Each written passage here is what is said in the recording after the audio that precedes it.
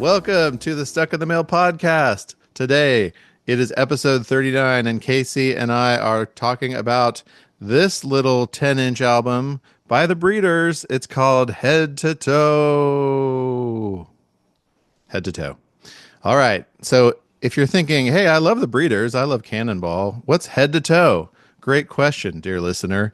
It came out, it's like essentially it's a single, and it came out not long after Last Splash. So you have to turn your record player to the 45 setting in order to play this thing, which I think means that it has higher fidelity, possibly. The reason I wanted to buy this back in 1994 was because I love the Breeders and because this has Shocker in Gloomtown on it. The great Guided by Voices song. It has their cover of that song. And Casey and I saw it on probably 120 minutes. Blink and you miss it. It's about a minute, 15 seconds long. And I had to rush out and get this. I'm pretty sure I bought this record at the same time that I bought my Dinosaur Jr. record down at Amoeba in Berkeley, probably the one time in my life I've ever been there.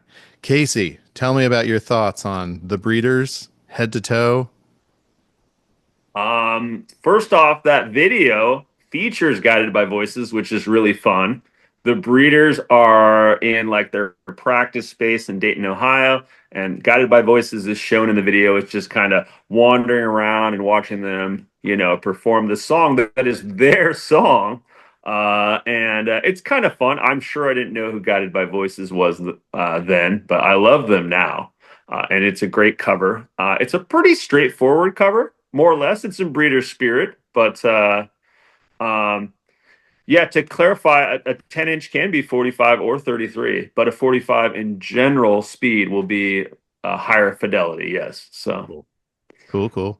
I think actually, Mike, there's more to this little 10-inch than you know, because I listened to it a little bit, but when I really was listening to it, I realized something. There's something to the Breeders' guitar sound here, and it involves Kelly Deal, the notorious twin sister of Kim Deal, the lead singer and member of the Pixies. Do you know what that is, Mike? I have no idea. You have no idea? It's all over this little single or EP or whatever we're calling it here. About the 10-inch guitar something. tone? Yeah, about her playing. I mean, the fact that she had just barely started. Yes. All the one note songs and all this really, really simplistic stuff that would actually, go on to be so important on Last Splash too, because she was learning guitar from her sister, and her sister's like, whatever, you can do this.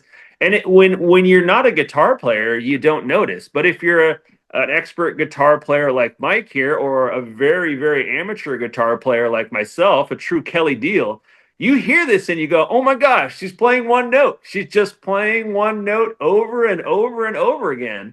And I think that's really important on Head to Toe, even more so. Several songs on here. Yeah, there's a real garage sensibility to this music, that is charming. They're a charming band. Oh yeah. And this little record captures the Breeders at what I consider a peak moment. So this is post Last Splash. Last Splash came out in 93 and this album came out in 94. So yes, you mentioned Kim and Kelly Deal. They are from Dayton, Ohio. They are twins. And I thought this was pretty interesting because you're like, how did Kim and Kelly Deal, like the coolest people in rock, how did they come out of Dayton, Ohio, of all places? Well, apparently, I got this from Wikipedia. I'll read this here. A friend of Kelly's living in California sent the Deals cassettes of artists such as James Blood Ulmer, The Undertones, Elvis Costello, Sex Pistols, Susie and the Banshees. And Kim later recalled, these tapes were our most treasured possession, the only link with civilization. Yep, absolutely. I mean, who knows? Maybe Dayton is really cool. I don't know. Is it even a college town? But I'm sure it's as Midwest as you can get. I mean, the fact that there's two fantastic bands and that especially Guided by Voices have this massive catalog and cult-like following is really something special. And I've never been. Have you been? Not to Dayton. I've been to Columbus. Gotcha. But yeah, I'm I would sure like you're to go. right. I'm sure there's probably a college scene. I think that's a college town, Yeah, but yeah, I it's mean got to be right. their parents were like from West Virginia, I think I read. So like they're it's just one of those things where you're like, I don't know how this happened, but here they are, and they came Mhm. from this Midwest town, and it's just really cool. Um, but yeah, so Kim famously joined the Pixies in 1986. Of course, the Pixies, highly influential alt rock band, pioneering alt rock Mhm. band. Really, Mhm. they're most known for. We probably will talk about the Pixies on another episode, but of course, the loud, soft push pull Mhm. that became so widely popular in 90s alternative. Um, Yes. and I really enjoyed this little anecdote too. I don't know how Kim got to Boston from Dayton, but I do know that in Boston, because that's where the Pixies were located, Black Francis placed an ad seeking a bass player. I'm reading this from Wikipedia, who liked both Peter, Paul, and Mary and Husker Du. Kim Deal was the only Yeah. respondent, and she arrived at the audition without a bass, as she had never played one before. Yeah, I was trying to remember it because you always hear about these things like the Nirvana one, but yeah, like must the Husker Du is the one you always hear about, and I can hear that now. I like Husker Du. I just want to air a little grievance here. I think personally, Husker Du, great songwriters, great band, one of the worst recorded bands of all time. You Hmm. can barely listen to them. The fidelity is so low, so fuzzed out. Sometimes the bass is not there, and I know there's two songwriters, but yeah, I have a hard time with Husker Du, and I'm an SST fanatic, so I'm gonna Well, get some heat on the internet for that. hot takes here on Stuck in the Mail. Yeah, yeah. But Sorry, I love the Pixies. Love the Pixies. speaking of labels, so the Breeders were signed to 4AD, which it seems they were much more popular in the UK, and like a lot of the bands that and artists that they're connected with, like Tanya Donnelly and all, that whole crew, a lot of them were on 4AD as well. Um, Yes. and I will say on the British version, the NME version of the Top 500, there were a ton of 480 bands. Like they are very critically acclaimed over there. Um, but Kim formed the Breeders as a side project in 1989. Kelly didn't join the Breeders until after their first album, Pod. Pod did Right. come out in 1990, and it is famous for a couple of things. The cover art is amazing. The sound I is have it amazing. here somewhere. Yeah, I had it on CD back in the day. I got into it, of course, after Last Splash, but it was one of Kurt Cobain's favorite albums. He loved the sound of it. Yep. Steve Albini Yep. production. Famously, Yep. he would only give bands two takes, and so that resulted in very raw performances. There's a very prominent drum sound on that album, and the Breeders lineup was different then. They had Tanya Donnelly, who was later in Belly. They had a different drummer. Previously in Throwing Muses. Yep. So, what are your thoughts on Pod? We may cover it later. I never even heard it for the longest time, and of course I didn't like Belly. Throwing Muses kind of neutral, I guess. But I mean that Belly first single was so bad. The Feed the Trees. It was this whole silly hippie-ish pop kind of punk thing, alternative thing. But Pod I like. I do like Pod a lot, and I have it on vinyl, and it's fantastic. And you were always the bigger Breeders fan than I. Yeah, Um, but I really appreciate them now. I I have really a do. I have a nice anecdote, a good memory of going camping with your family on the coast, and Uh-huh. I would sing songs from Pod incessantly. Yes. Yes, there's a lot of lyrics on that one. I didn't know Pod then, but I remember you singing them with the rotten log and something something, and I don't even know. But yeah, Run it to the is log a that's rotten. yes, yeah, it is. That is definitely memory. That's the famous Adrian Simpson camping trip as well, no doubt. Yep. I know she's a viewer, right?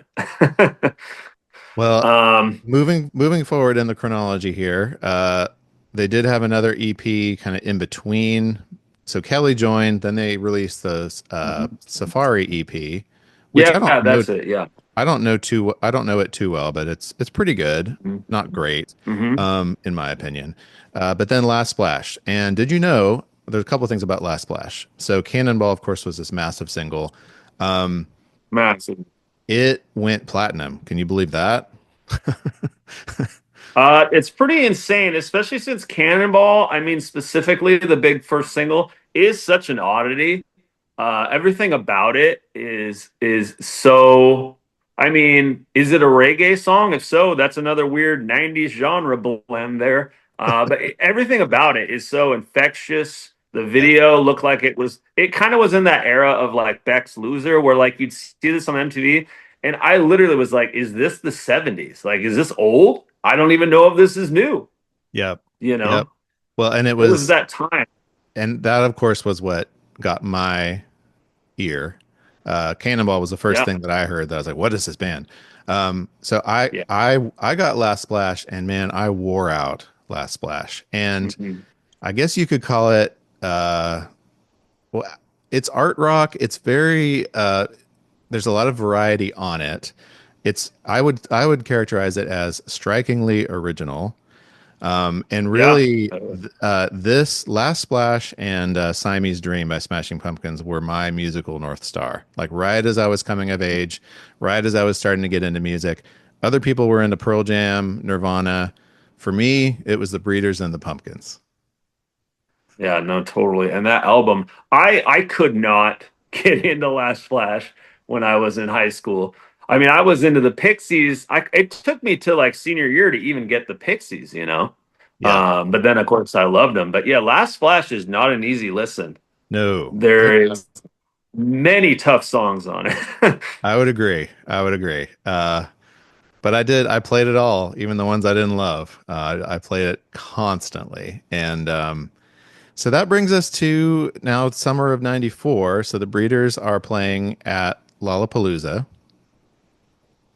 Can I interject here on one thing about Last Splash that's super Yeah, fun? sure. The thing about Last Splash, again, going back to this Kelly Simple guitar learning how to play, that simple learning how to play would go on to make millions. And that would be the SOS sample for the Prodigy that would be used like 5, 6 years later, you know. That Okay, just that's I'm glad Firestarter. I'm glad you brought this up because as I was getting ready for this episode, I was like, I have this vague memory that that song was used in Oh Firestarter, yeah. but then I thought I went and checked and it wasn't. I anyway, how bizarre, right? I super bizarre. And I think even the breeders, I think the avenues were all, established too. I think they got royalties on all that. Now that would be interesting to research. Yeah. But yeah, that was a huge early sample for what would be the burgeoning late '90s electronic scene. They were into Last Splash. Yeah, that's pretty cool. It really is. So I had to point that out. Yeah, that's good. Thank you for that. So yeah, as Hmm. I was saying, the summer '94, the Breeders are on top at this point. Like they've got the Mike Tiemans of the world following them. I distinctly remember, like you mentioned this in the previous episode, getting on the internet on my dial-up modem, just like you hear in the beginning of Cannonball, and I looking up pictures of the Breeders playing at Lollapalooza, and I would have to sit there and wait for Yep. 10 minutes for each pixel to load, and I was like, because you couldn't There get this they stuff are. on demand. You had to wait for Rolling Stone to run an issue to even see them. Yep. Anyway, It's very uh, true. It dates us very seriously, and the Zillennials are going to be leaving in flocks and drones. But yeah, it was a different time, kids. Very well, different time. listen up, Zillennials, because here we go. We're intersecting with head to toe. So first thing you That's notice right. about this album is the cover, which appears to be a naughty cross stitch, which is pretty funny. Can't Um, beat that.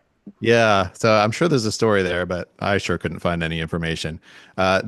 Interestingly, this was produced by Jay Mascis from Dinosaur Jr., and Hmm. that's interesting for a couple of reasons. So there's some connection there, right? Like there, Dinosaur Right. Jr. is a Boston band, the Pixies are a Boston band. Clearly, Hmm. Kim was based in Boston, even though she's from Dayton. Hmm. Uh, Yeah, for so, sure. But to me, this album, Head to Toe, is really like there's this one original of theirs, but then they have these kind of nods to bands they love, you know? Um, Yes. so, talking about the title track, the first track, this is called Head to Toe. Let's take a listen. Like a road, you're somewhere to go.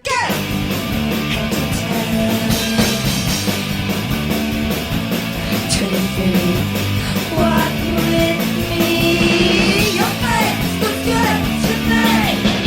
Your face looks good to me. Your face looks good to me. All right. So, this is the original. Well, there's two originals on the album, but this was written by bassist Josephine Wiggs. Ah. I love this song. I love the punk energy. I love Kim's vocal. It's just so infectious. Apparently, this was arranged by Kate Schellenbach of Beastie Boys and Luscious Jackson. Okay. And I like the lyrics. Your face looks good to me. I still, to this day, cannot figure out what she's saying at the end of the chorus. Any ideas? I do not, but I think I was actually watching a bunch of breeder stuff last night with my wife, and I think she at one point learned that Josephine actually is connected in more ways than one to Kate. So maybe it's like one of the songs where like Luscious Jackson couldn't use it, Josephine Wiggs got a hold of it. The truth of the matter is that's hilarious to me because that's one step away from Beastie Boys. And what do I have written on my notes? Punk rock riffs at times almost hardcore reminds me of Bad Brains and the Beastie Boys when they were hardcore. Yeah. Full circle. Yeah, it's just like a straightforward almost punk rock breeder song. And there's that great part where it's just the rhythm section, super crazy bass and drums. And I mean, Josephine Wiggs, right? There's a bassist. Like early on, if you want to be Breeders versus Smashing Pumpkins, like give me Josephine Wiggs. Well, and I gotta give a shout out to Jim McPherson here doing the double kick drum. Oh yeah.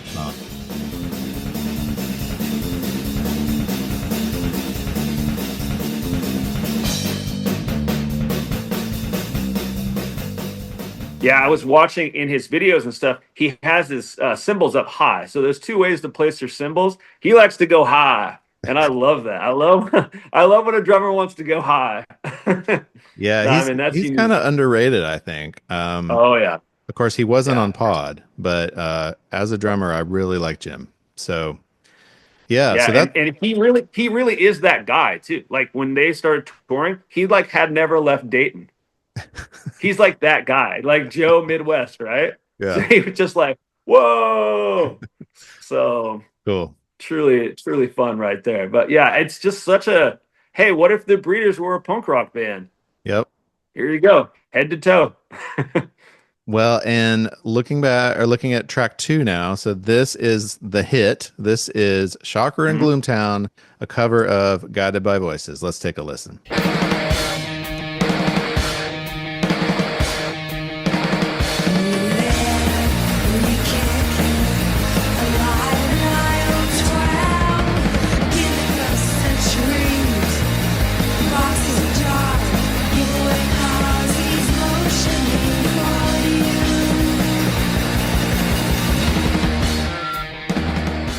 All right. I don't know if this is my favorite Breeder song, Casey, but it's close. Of course, it's not their song, but you already mentioned the video where Guided by Voices are kind of creeping around their garage and like peering into the windows. Yes. And it's all very strange. But Which is funny when you know the truth though, like when you know why that's in the video, because I mean it's them doing their song, so it is kind of funny. Yeah, they're like, what are you guys doing? Why are you playing our song? So, but yeah, it's exactly. just, gosh, it makes you feel. I saw someone in the comments on YouTube was like, this moment of this video was like the pinnacle of life, like 1994, Yeah, maybe so. creativity. I mean, right before Green Day like broke, but like when Green Day was still a little underground, and then Nirvana was still around. Yeah. Even they were alive. This but was yeah, like it did change immediately. this was like the apex of the alternative wave. I mean, Yes. That marketing. 1994. What a year. So to me, it just takes me back to that time. Love Chakra and Gloomtown. So good. Let's move on It's to also got the mad crazy one note lead. yeah, yeah, pretty good. Yes. Moving on to the third song is a very interesting choice. So the Freed Pig, a cover of Uh-huh. a Sebado song written by Lou Barlow. Oh, really? Let's take a listen to Okay. this. I've got nothing better to do. Pay too much attention to you. It's sad, but it's not your fault. Self-righteous fool. Yes, I lost that cool. Tapping till I drive you insane. Okay, so this song, honestly, until the internet, I didn't really understand this song. I guess I knew it was a cover, but this is very strange. I didn't. This you got to listen to the Sebado version because it's actually better. It's a little slower, and the words come across more immediately. But basically, this song, I mean, I don't know why the Breeders chose to cover it, other than they just love the melody and the lyrics and the songcraft. But it's really looking back. It's Lou Barlow writing about the complex tension between him and Jay Mascis, who, of course, Yeah, is and Jay producing Mascis the is album. producing. Yeah. So And I don't at the time would not be friend. I don't think would have been friendly with Lou. So No. maybe this is a jab, you know? possibly, I mean, listen to some of these lyrics. Let me just recite a couple of these. Okay. You were right. I was battling you, trying to prove myself. I tried to bury you with guilt. I wanted to prove you wrong. This part's a little bit later. Now you will be free with no sick people tugging on your sleeve. Your big head has that much more room to grow. So So this is an attack from Lou, and I think Jay Mascis, if you know him, he's a very kind of, he's almost like the cartoon character Garfield. He's very indifferent. yeah, Just kind of face down, monotone. So I think he's just doing this to show. Wow, thanks for the scathing attack, Lou. Breeders, do you want to cover this? Because he doesn't care. He's trying to show it doesn't affect him. yeah, maybe. I mean, Is it's my very thought. possible that they were looking for a third song, and he was like, "Hey, do Yeah. this one." Yeah, he's like, Um, this one's good. It's about me and how terrible I am. but it's so poetic. I love it. Listen, the first line of the song, "You were right." What a great opening line. Yeah, yeah. You got to listen to that version, the original. I like I the do. Breeders version, but the original is super cool. My question is, what Lou Barlow album? Or I'm sorry, what Sebado album? Because I had one. I had Bake Sale. It's 3, Roman numeral 3. Okay. Yeah. So Okay. pretty cool. Again, we got that connection, the Boston, the Dinosaur Jr. And then Yeah. track 4 is a rearrangement of the song Saints from Last Splash. So my hot take is that this is the superior version. Let's take a listen.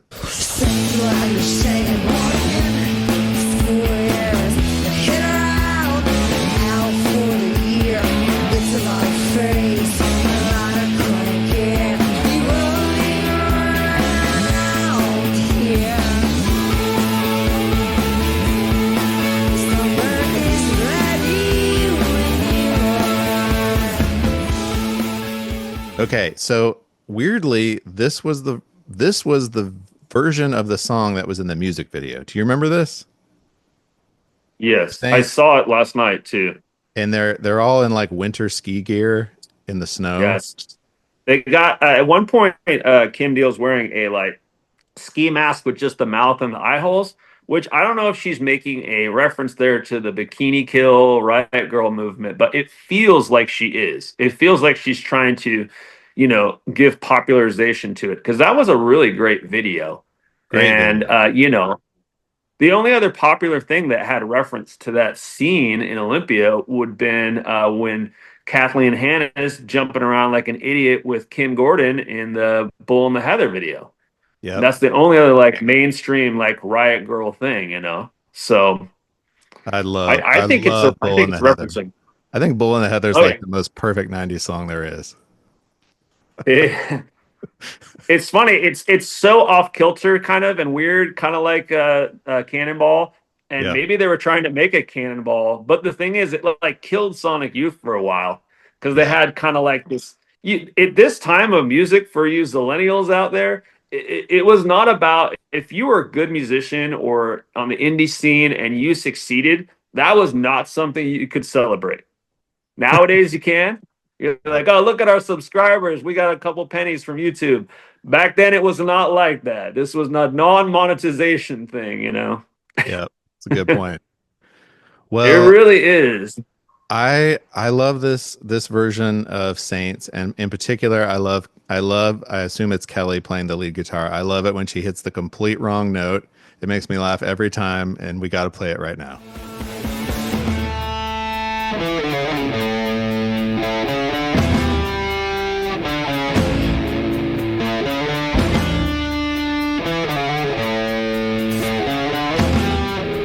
Well, I like all of his people. I like every kind of fare. Okay, so wrapping up here, I think that this little album, this little 10-inch, is a great time capsule from the Last Splash era. This is the lineup of the Breeders that I think of, where I would consider them to be fully formed. I think the rarity of this record makes it even more special. You can't, I mean, it's on YouTube, but that's about the only place you can find it. Right. We're going to see if we can make it available somehow for you guys. Yeah. But Yeah, that'd be great. the Breeders I don't know what it is. It's hard to describe why it makes you feel so good to listen to them, but I find them completely charming, always interesting. I don't love everything they did, but I admire their creativity and how original they are and were. Yeah, there's like you mentioned Sonic Youth. Kim went on to sing on Little Trouble Girl. Do you remember that? Right. On Washing Washing Machine. Machine. Yeah, that was a very important album for both of us. Mm-hmm. And after this, unfortunately, Kelly had to go to rehab, so they kind of broke up for a while. Kim did that album with the Amps, and then Mm-hmm. the Breeders. Mediocre. Yeah, it's okay. The Breeders reformed, and they did that album in like the early 2000s. It was pretty good and got some attention. But again, for me, it goes back to the mid 90s era, and Oh yeah. this is just a special little piece of history for me. Do you have any Yeah, closing Mike, thoughts you've on got this? a oddity of a collector's item for sure. I would assume they pressed maybe, I don't know, 500, maybe 1,000, maybe 3,000 of those. So it's not colored vinyl, is it? No, it's regular. My closing thoughts on the Breeders are that, uh, I mean, looking at them now, I'm just blown away and floored. Cannonball has such lasting power. They're so talented.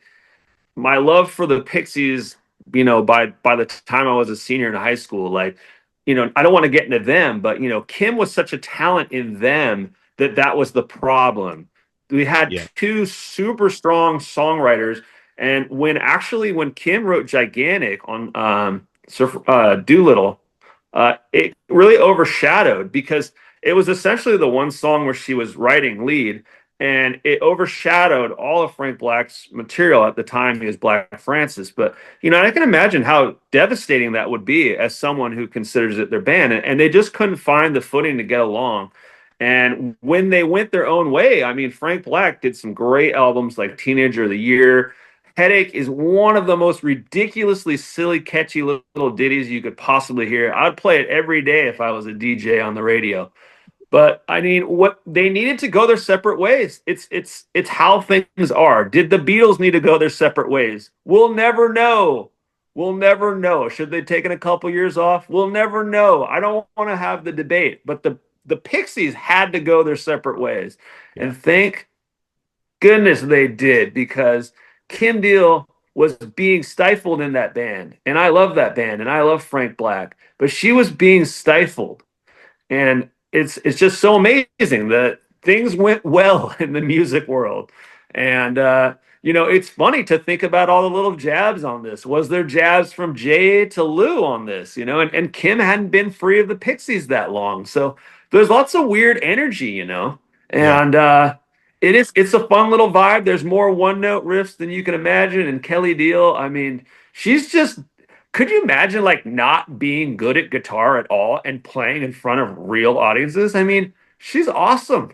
Yeah, like You know? that clip from Conan where they just botch the whole song, but it's so wonderful. Yeah. Yeah, she just doesn't care. I mean, there's a lot of punk rock attitude, and it's also like three-quarters of a girl band, so to speak. And there's all kinds of things going on, and the Breeders are a win. Who can hate the Breeders? No one.